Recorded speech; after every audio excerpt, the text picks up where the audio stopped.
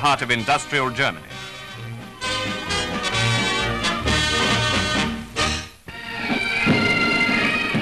To mark the total elimination of the Axis from Tunisia, indeed from Africa, Tunis held a victory march. Before the march past began, there was music by the band of the 51st Highland Division. And most of the leaders responsible for the success of Allied arms were there to attend the parade. Air Marshal Tedder, who maintained that tremendous blitz all the way from Alamein, which rose to a crescendo in the final phase, Generals Alexander and Anderson, the Commander-in-Chief in the field and the leader of the gallant First Army, Admiral Cunningham, whose naval forces, like the RAF, maintained the highest imaginable standard of cooperation, Generals Giraud and Eisenhower, the French leader who escaped from a German prison camp, and the American CNC of all the Allied forces who did such a grand job of work.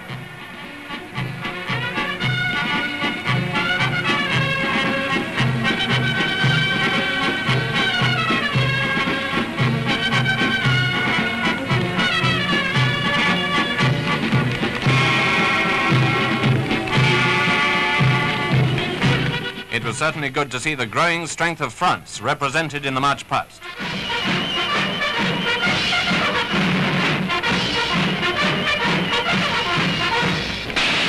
French troops from many units fought gallantly by the side of their more powerful allies.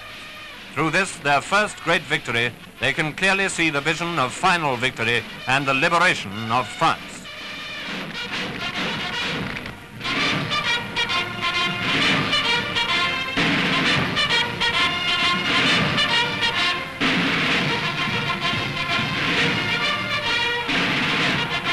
Fighting Frenchmen parading with their comrades in the march towards the common goal.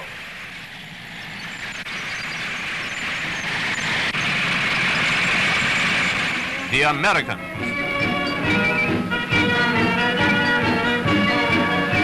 The Americans in Tunisia are the advanced guard of that American military strength which is destined to play a foremost part in the crushing of the Axis in Europe, just as their comrades in the Far East are dealing with Japan.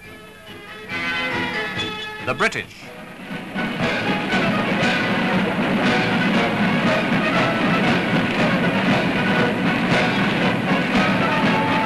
Most of them men from the United Kingdom, men from every walk of life in times of peace, but now in time of war, incomparable fighting men who have beaten Germany's unbeatable.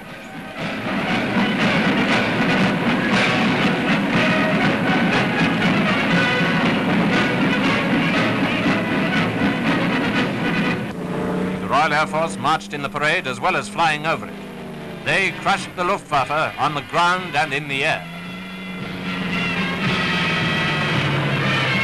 And some of the engines of modern war, Shermans, which played such a vital part at Alamein and for over 1,000 miles westward.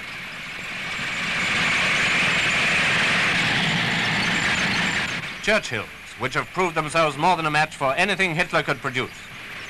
Nearly 34,000 men took part in the Tunis Victory March, and after it was over, a cameraman stayed to film the leaders all over again. The leaders of the men who kicked the Axis out of Africa.